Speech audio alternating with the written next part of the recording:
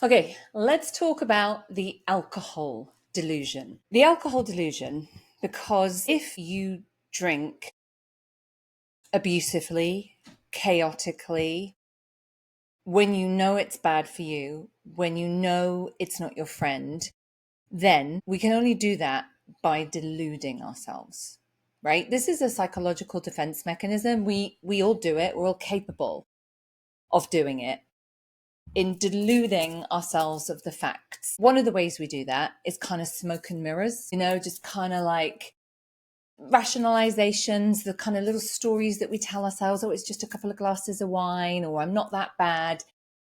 We just want to set up a scenario where we can justify that it's okay to not drink alcohol. So people can suffer from the alcohol delusion until they die, right? I've worked with people, I've worked with people whose alcohol has just created chaos and pain in their lives.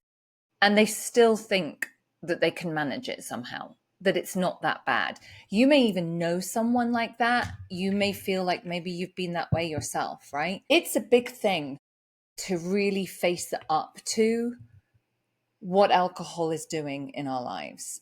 And one of the ways I help my clients do that is by doing a cost benefit analysis of their drinking.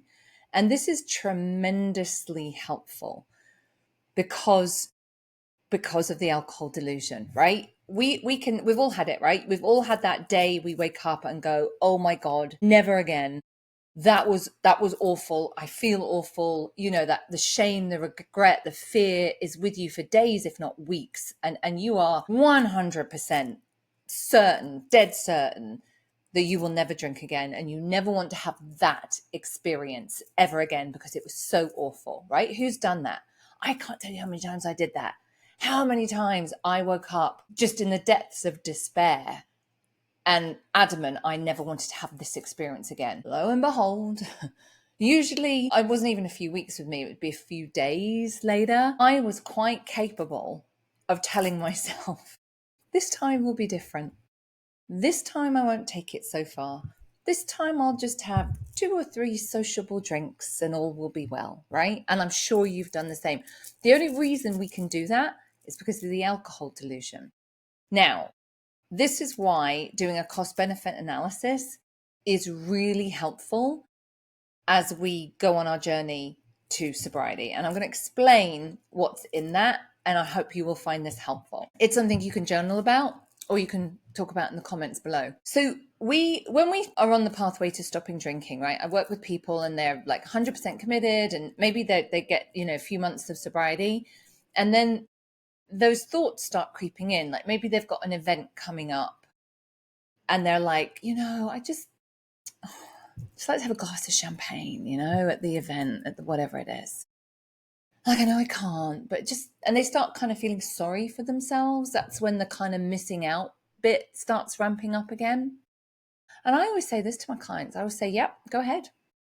You can have a drink if you want to, as long as you're prepared to pay the cost. And this is what alcohol costs you. And this is never going to go away. It's only going to increase in cost. And I really think for sobriety to stick, we need to be really freaking clear what alcohol costs us, because the thing that we delude ourselves the most about is the cost of our drinking, because we're able to do this kind of tunnel, like it's just 2 drinks, what's the big deal, right? Because 2 drinks on its own doesn't sound like a very big deal, does it? We are really able to delude ourselves. So the first thing that you need to look at is how much money does alcohol cost you? And I'm not just talking about money to pay for alcohol, right? There's that, paying for alcohol.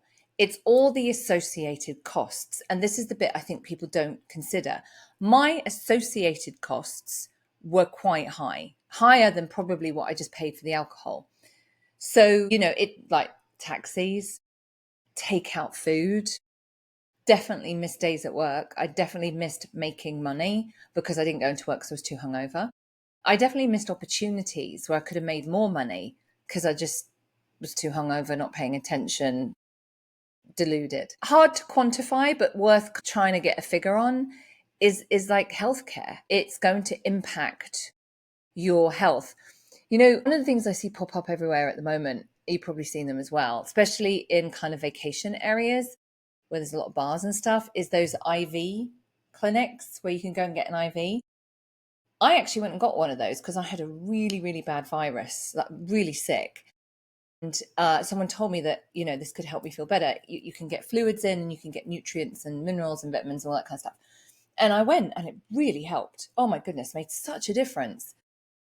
And I was chatting to the nurse who was administering it, and she said, "Yeah." I said, "Is it? Do you mostly get, you know, hangovers?" And she said, "Yeah, it's mostly hangovers." But you know, we get like menopausal women, and we get people who are having, you know, treatment for things. But probably 50% is people being hungover, and you know, they kind of behave, you know, like hungover people behave. And those are like, I'm going to tell you, it's about $200. Really worth it. It felt so much better. But I'm like, God, back in the day when I was hungover, because my hangovers were really bad, I totally would have done this. But it's like doubles the cost of your night out, right? You go and spend all this money on a night out, and then the next day you got to spend $200 just to feel sort of semi-normal again. Crazy. So there's all the associated costs. You know, I used to lose things, jackets, purses, credit cards. I'd lose things all the time, misplace things all the time. So there's all of those costs. So adding up, do a guesstimate of how much you spend roughly in a month, times that by a year, 12 months, and then times that by how many years you've been drinking for. And I think you'll find that the number is quite shocking. So that's the cost. That's how much we're spending on alcohol and drinking. The next thing to consider is time. Now, here's the thing. You can always get money back. You can't get time. When you have a problem with alcohol, you do 4 things. You drink, you think about drinking, you think about not drinking, and you recover from drinking. And those things take up a lot of time. How much time are you spending on those things? Again, for me, it was significant. Now, what was interesting is the drinking bit was actually the shortest amount of time. I spent a lot of time thinking about drinking and planning drinking, right? Leaving work early, like not really concentrating because I was planning on getting ready and what I was going to do on my night out. The big one for me was recovering from drinking. My hangovers were awful, and I could easily spend a day or 2 completely in bed recovering. I missed so many things. I just didn't show up for so many great events because I was just too hungover. Or I got there really late and really didn't enjoy it and left early because I was so hungover. So add up how many hours you spend in a month doing those things, times it by 12, times it by a year. It's a lot. And this is where I want you to ask yourself, am I getting a good return on my investment?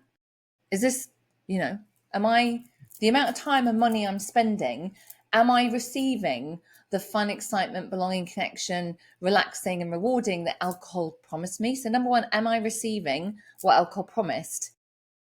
And 2, if I am receiving it, is it worth what I'm spending to get it in time and money? So I also get people to look at things like the cost to their relationships, right? How is it impacting your relationships, your time with your kids, if you have kids? Are you wishing away your time with your kids because you want to have a drink? Are you hurrying along bedtime because you want to have a drink?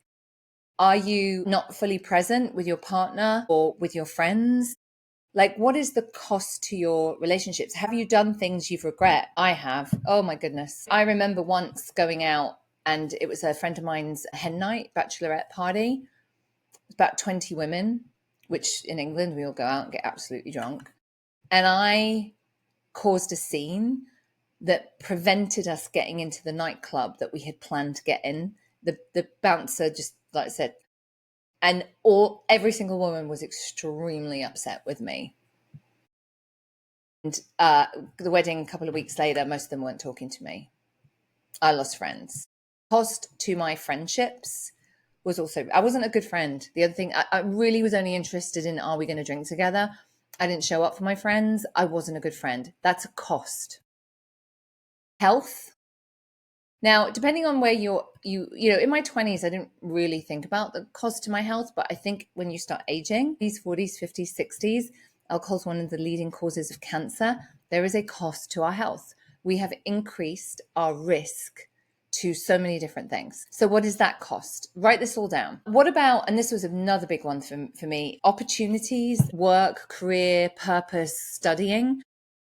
I managed to get through college somehow, managed to get a decent-ish degree somehow, but I massively underperformed. Massively. I was not a good employee. I underperformed, underdelivered, and did not come anywhere close to meeting my potential in academia or in any jobs that I had in my teens and my 20s. Like, I definitely missed opportunities that, who knows, you know, who knows where those things could have been left, where they could lead to if I'd have not been hungover, paying attention, had my act together. I just didn't have my act together, right? I paid my rent, did my laundry, but I just didn't have my act together. That was a cost. So write all of this down. Are you getting the picture now that the cost of our drinking is much higher than we kind of delude ourselves, right? It's like, it's just a couple of drinks, it's just one night.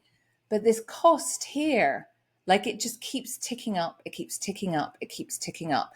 So other things to consider is like your financial life. You know, we talked about money and how much we're spending, but my financial life was very disorganized. You know, I didn't really have savings, all of that kind of stuff.